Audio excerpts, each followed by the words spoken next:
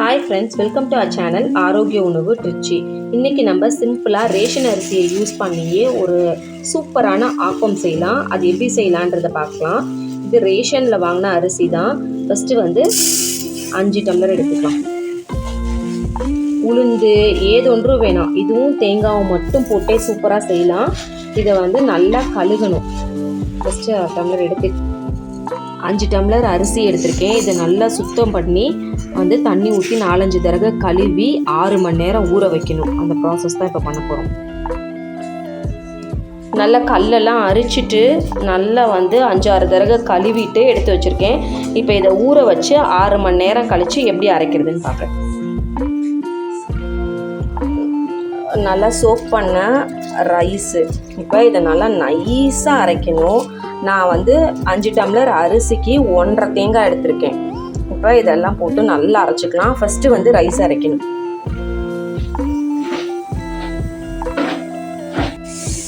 பாருங்கள், நல்லா இந்த அளவுக்கு நைஸாக அரைக்கணும். ஃபஸ்ட்டு ஒரு ஷிஃப்ட்டு மட்டும் வெறும் அரிசியை மட்டும் போட்டு அரைச்சா போதும். அடுத்த ஷிஃப்ட்லேருந்து தேங்காய் போட்டு அரைக்கணும். எப்படின்றது சொல்கிறேன் பாருங்கள். இந்த ஷிஃப்ட்டில் அரிசியை மட்டும்தான் அரைச்சிருக்கேன். நல்லா நைஸாக இருக்கணும். இப்போ ஃபஸ்ட்டு பேட்சில் தேங்காய் போட்டிருக்க மாட்டோம். அந்த நல்ல நைஸாக அரைச்ச மாவு அது ஒரு 2 ஸ்பூன் எடுத்து நல்லா தண்ணியாக கரைச்சி கஞ்சி காய்ச்சணும். 2 ஸ்பூன் எடுத்துக்கலாம். எடுத்துட்டு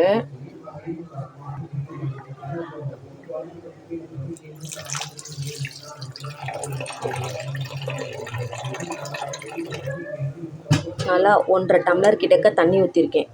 தண்ணி ஊற்றி நல்லா கரைச்சி இப்போ அடுப்பில் வச்சு கஞ்சி மாதிரி காய்ச்சி எடுத்துக்கலாம்.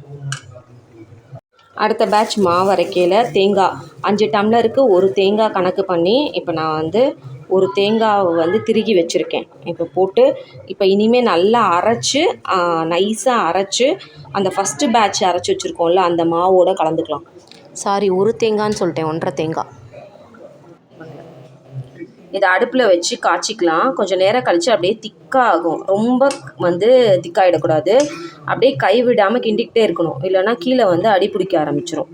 அதனால் ஒரு 5 நிமிஷம் நல்லா கஞ்சியாக அந்த கன்சிஸ்டன்சி கொஞ்சம் திக்காகிற கன்சிஸ்டன்சி வந்ததுக்கப்புறமா அடுப்பை விட்டு இறக்கி நல்லா ஆற வச்சு அதுக்கப்புறம் மாவோடு மிக்ஸ் பண்ணிக்கலாம்.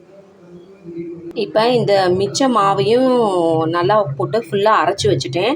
இதில் 2 பிஸ்கெட் மட்டும் போட்டு வைங்க. புளிச்சதுக்கு அப்புறமா அது நல்லா கரைஞ்சிரும். அது நல்லா எதுக்காக போடுறோன்னா கலர் நல்லா வரும், ஒரு ப்ரௌனிஷ் கலர் வரும். அதுக்காக தான் பிஸ்கெட் போடுறோம். இப்போ கஞ்சியையும் காய்ச்சி ஆற வச்சு இதோட மிக்ஸ் பண்ணி கலந்து வச்சிடலாம். புளிக்கணும். ஒரு 6 மணி நேரத்துலேருந்து 8 மணி நேரம் ஆகும் புளிக்கட்டும். இந்த பாருங்கள், இந்த அளவுக்கு லூஸாக இருக்கணும். ரொம்ப திக்காக போட்டு காய்ச்சிடாதீங்க. நம்ம அப்படியே தடிமன் ஆகிற அளவுக்கு.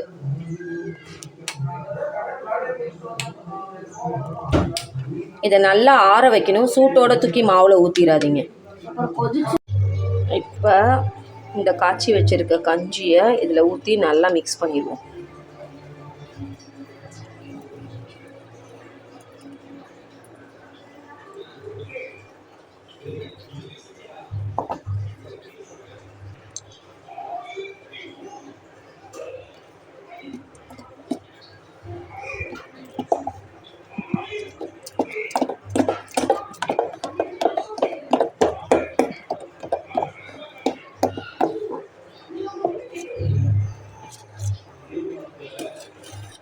உப்பு போடணுன்ற அவசியம் இல்லை. புளிச்சதுக்கு அப்புறமா போட்டுக்கலாம். உப்பும் போடணும், சர்க்கரையும் போடணும்.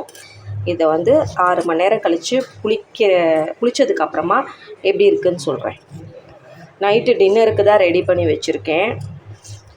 கட்டியெல்லாம் இல்லாமல் ஃபுல்லாக நல்லா கரைச்சிட்டு புளிக்க வச்சுட்டு நைட்டு ஊற்றையில் காட்டுறேன். பர்ஃபெக்டாக புளிச்சு வந்திருக்கு.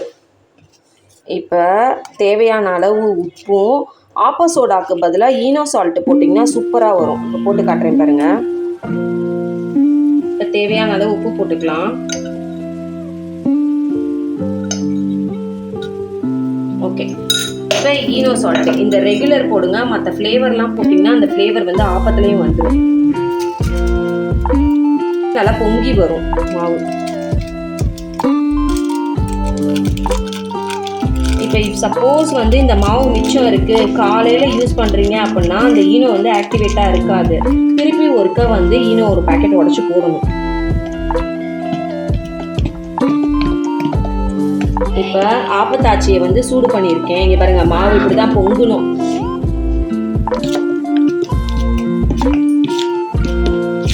இப்படி பாருங்கள், நல்லா பொங்கி வந்துருக்கு பாருங்கள். இப்போ ஆப்பத்தாச்சியை சூடு பண்ணியிருக்கேன், ஊற்றி காட்டுறேன்.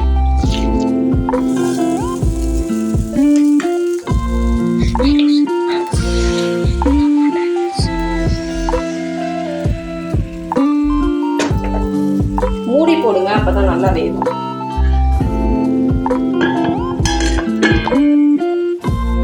அதனால இன்னும் கொஞ்சம் உப்பு போடலாம். இன்னொரு விஷயத்த விட்டுட்டேன், சர்க்கரை ஒரு ஸ்பூன் போடணும், அதையும் மறந்துட்டேன். ஒரு ஸ்பூன் சர்க்கரை போட்டுக்கோங்க, செம்ம டேஸ்ட்டாக இருக்கும். டேஸ்ட் வந்து சூப்பராக இருக்கும். உப்பு மட்டும்தான் பத்தலை.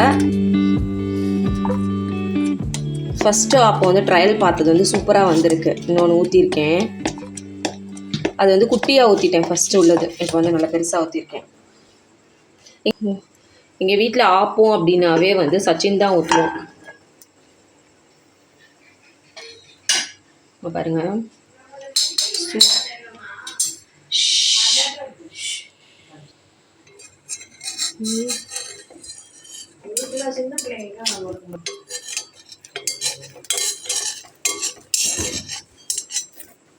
ஓகே,